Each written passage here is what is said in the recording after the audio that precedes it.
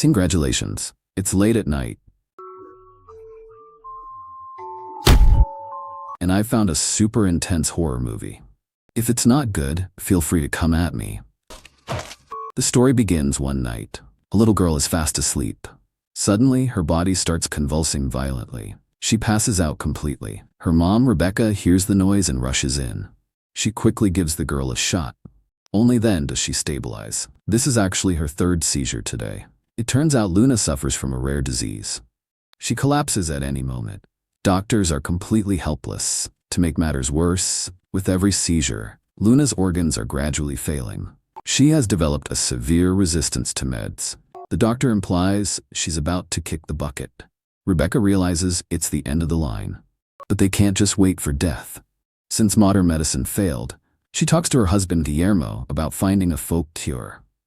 So the next day, the family starts packing. They prepare to return to the countryside. But the older sister, Nala, is a rebellious teen. Just like you, a total handful. She refuses to go to the village. Her mom tries to reason with her. Please, give me a break. Your sister Luna is dying, and you're making a scene? Nala finally agrees. Before leaving, they bump into a neighbor boy. He tries to say hello to the girls, but his mother yanks him back. What's her deal? She tells her son to stay away from them. She claims there's a severe flu outbreak. Many kids are infected. Rebecca just scoffs at this. Soon, the family arrives at Grandma Josefa's house. However, Nala and Luna seem like strangers here. You wouldn't believe it, but this is their first time meeting Grandma Josefa. Josefa immediately asks a very weird question. Did you encounter anything strange on the way? Rebecca immediately cuts her off. Like this mother and daughter have a secret. However, Guillermo and the girls have no idea that a shocking secret is hidden here. Inside, Nala looks around. Wow, the old family home is loaded. It's like a presidential suite. The only downside is the terrible signal. Barely enough to scroll through TikTok. In the afternoon, Nala wanders the living room. She hears Rebecca and Josefa arguing. Their conversation is strange, like they're hiding something shameful. Nala is listening intently, but Josefa catches her.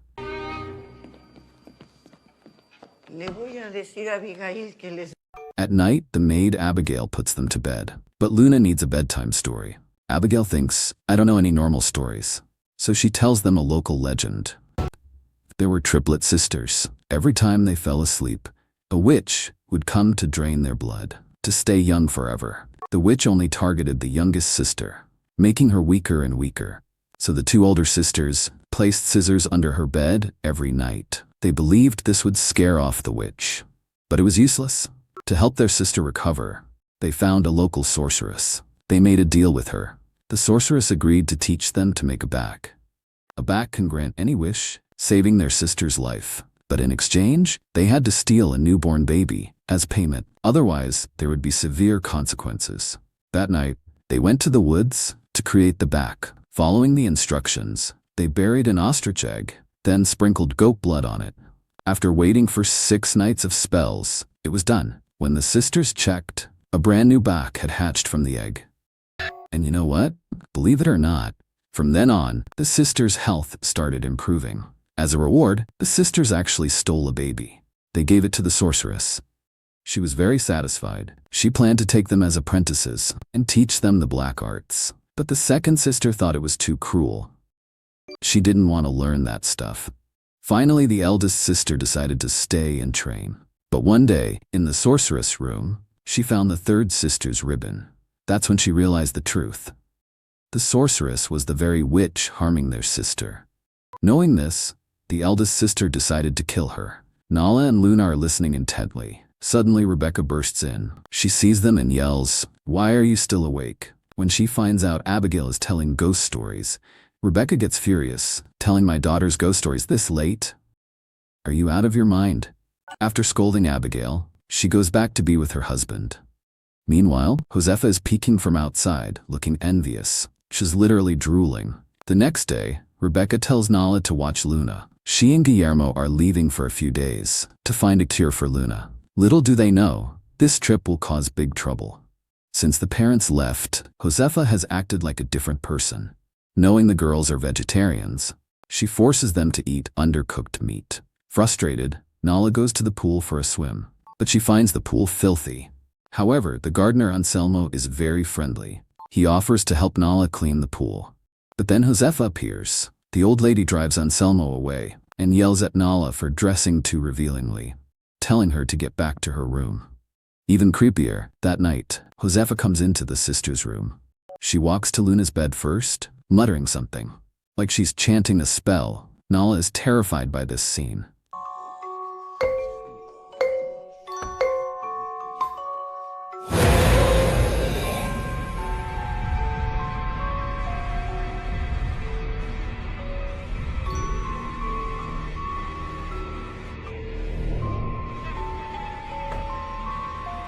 Is the old lady crazy? This reminds her of the witch from the story. So early the next morning, Nala finds Abigail and asks her to continue the story of the triplets. Last time, the eldest sister decided to kill the witch. So the next day, she called the second sister. They found the witch's skin inside a pumpkin. The eldest sister learned from the back that salt can kill a witch, so they secretly sprinkled salt inside the skin. Soon the witch returned. She put the skin back on her body. She started admiring herself in the mirror. While gloating, the witch suddenly felt an intense itch. She started scratching uncontrollably. Before long, she scratched until her skin tore open. Then her inside started to burn. In moments, the witch was burned to a skeleton.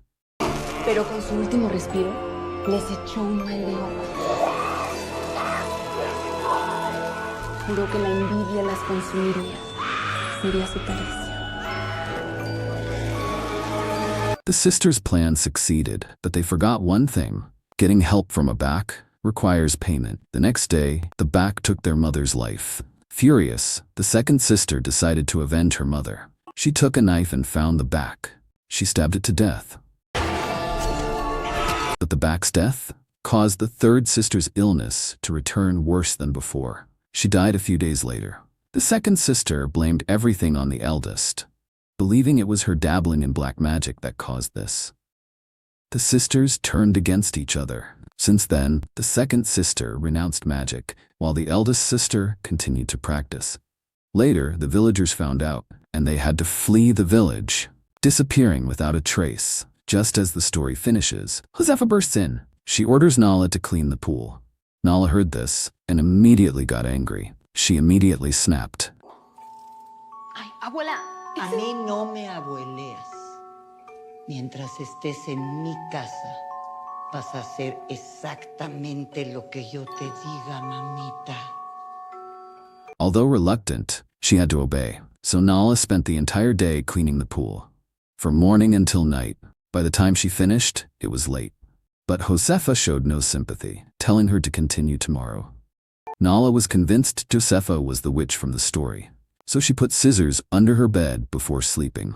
Only then did she feel safe. But just as she fell asleep, she heard a noise from the kitchen.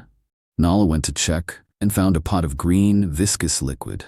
Something was wriggling inside it. She fished it out and was dumbfounded. It was a buck inside. Terrified, Nala ran upstairs, but she unwittingly ran into Josefa's room. Josefa was sleeping in her rocking chair. The room was filled with occult items. There was also a large pumpkin containing human skin. Nala was shocked. Is Grandma really a witch? Just then, Josefa vanished from the chair. Nala was confused. Was she hallucinating?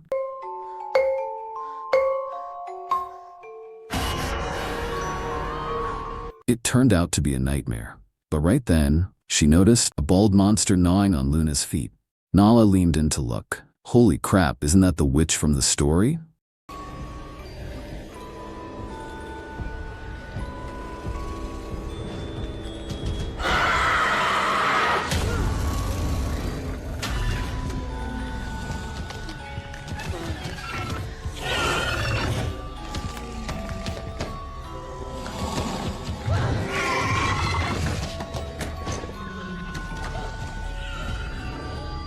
Nala wanted to check what was happening, but Luna suddenly had a seizure.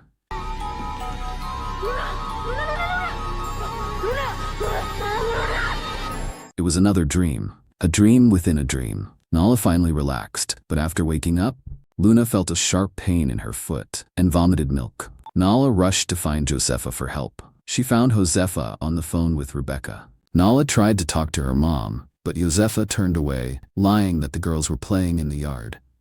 Before Nala could speak, Josefa hung up the phone. She even locked the dial. Cuida tus palabras, niña. ¿O te quieres pasar todo el día limpiando la alberca?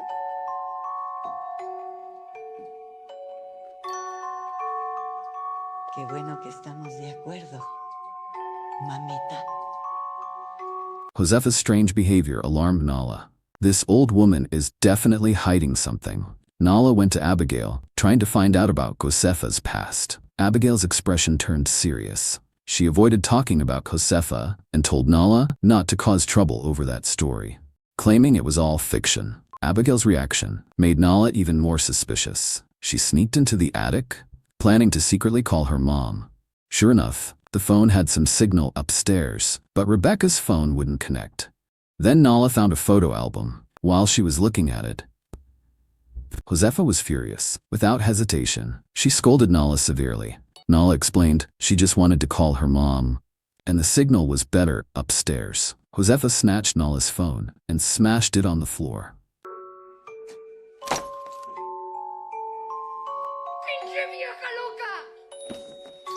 Nala and Josefa's relationship completely broke down.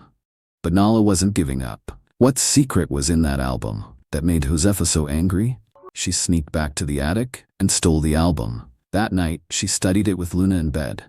There was a photo in the album. One was Josefa, so the other must be great-grandma. But something felt off about the photo. Just then, Josefa stormed in. Nala threw the album on the floor and slid under the bed. She narrowly escaped. Little did she know, the nightmare started right then. Little did she know the nightmare began at this very moment. Nala got up to check. Something was moving under the blanket.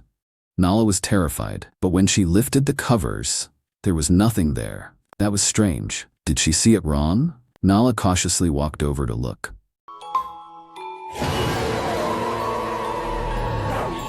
It was her grandmother, Josefa. Nala fainted from the shock. Josefa leaned down and continued gnawing on Luna's feet. Suddenly, Nala woke up screaming. She thought it was just another nightmare.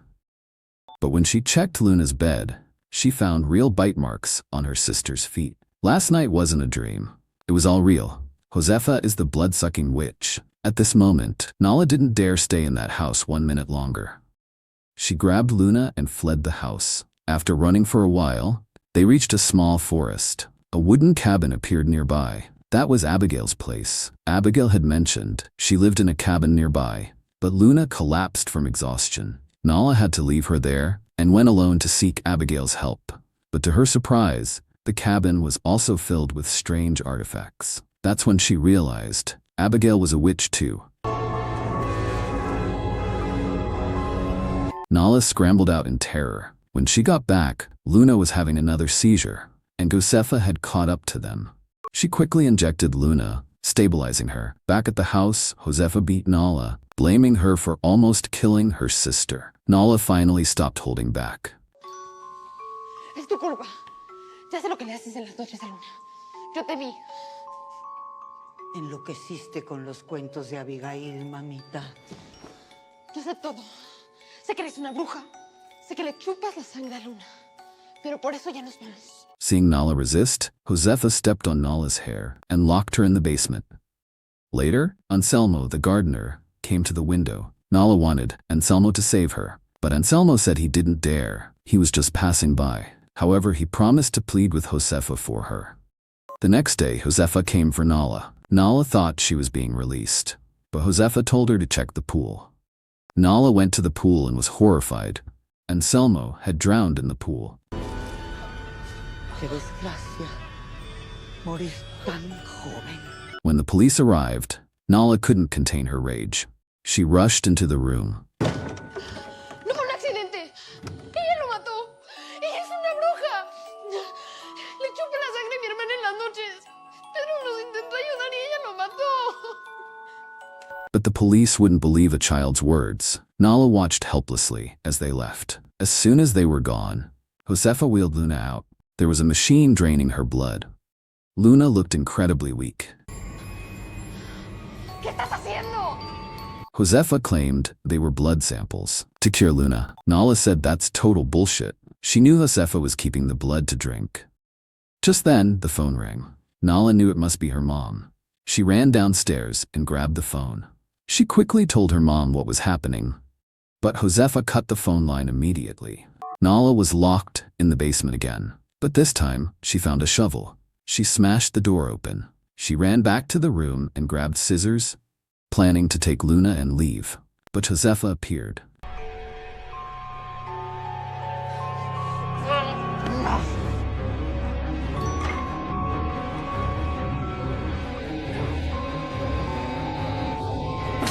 Nala tried to stab Josefa, but she was too weak. She was no match for her. Luna distracted Josefa, giving Nala a chance. She stabbed Josefa with the scissors and escaped with her sister. Running through the woods, they saw a group performing a ritual. Nala wanted to ask for help, but she saw Abigail and the drowned Anselmo. Nala went to greet Abigail, but Abigail stared blankly, unresponsive. Then, like she was possessed, she slit her own throat. Nala quickly dragged Luna away from there. Just a moment later, Luna had another seizure. Nala quickly took out the sedative, ready to give Luna a shot, but she found the syringe was crushed. Soon, Luna stopped breathing. Meanwhile, elsewhere in the woods, a ritual was taking place. A masked woman chanted endlessly over an egg. Moments later, a buck hatched from the egg. When the woman removed her mask, it was Nala's mother, Rebecca. The folk cure the couple mentioned was actually creating a back. Her wish was for her daughter to live.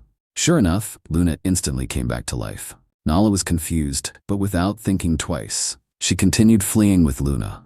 After trekking through the night, the sisters finally reached a highway, but exhausted, they collapsed and passed out. Sometime later, Nala's parents drove by. They found the sisters by the road. They hurriedly carried them into the car. Back at the house, Nala just woke up when Josefa blew some knockout powder in her face. She passed out. The parents entered the room, asking what happened and why she wasn't waking up. Josefa lied, claiming it was severe dehydration, and she wouldn't wake up for a while. The conversation between Rebecca and Josefa, Nala heard every word. She wanted to tell her mom, but under the drugs, she couldn't speak. Rebecca had no idea what her daughter had endured.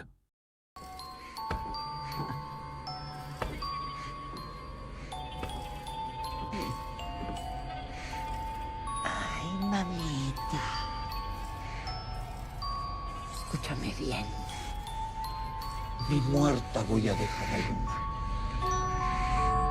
Helpless, the couple went to pack the car, but Rebecca suddenly noticed bite marks on Luna's feet. She realized something immediately. She told Guillermo, "If I'm not back in 5 minutes, get Nala and get out of here." She rushed to Josefa's room. Unaware, the old hag was waiting behind the door. A veces los planes cambian. Me quitaste a mi madre. Ahora me quedaré con tus hijas. Meanwhile, Nala woke up. She finally discovered the truth. It turned out Rebecca and Josefa were the triplet sisters.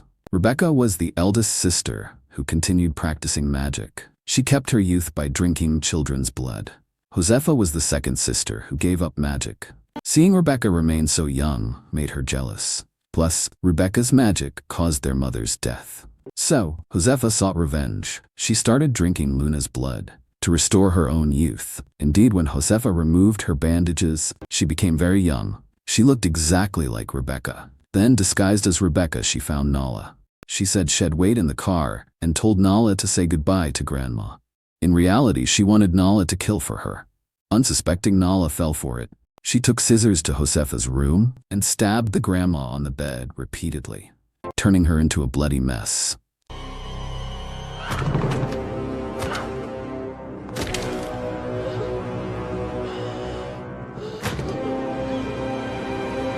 Finally, she poured salt on the body, completely destroying Grandma. But she didn't know she had actually killed her own mother, Rebecca. To hide it from her father, Nala changed into clean clothes. She walked out of the house. She thought it was over, but the nightmare had just begun. Mi amor, ¿cómo te sientes? Te pusiste el vestido. Sé que las despedidas pueden ser tan dolorosas, pero todo va a estar bien. ¿Tienes algo ahí?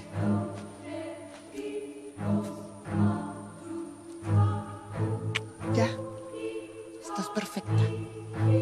Nos vamos. Back home, Luna fully recovered. The device on her neck was removed. The doctor was shocked. How did you cure her? In all my years of practice, this seemed impossible. Did you use some herbal remedy? That night, Nala felt stomach pain. She checked and found she got her first period. She got up to wash her clothes. Suddenly, strange noises came from the study. Nala went in. A familiar scene. The shelves were full of occult items. Then, that sound came from a box behind her again. She opened it to look. She was stunned to see a box inside. Nala was terrified by the sight. Soon she found human skin in another box. A terrible feeling washed over her. Sure enough, a witch entered the room.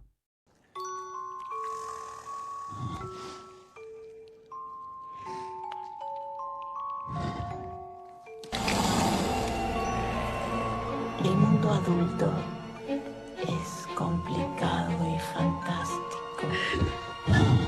Yo sé que crees que sabes muchas cosas. El día de hoy que empiezas a ser mujer es el día en que de verdad vas a empezar a aprender. Mamita.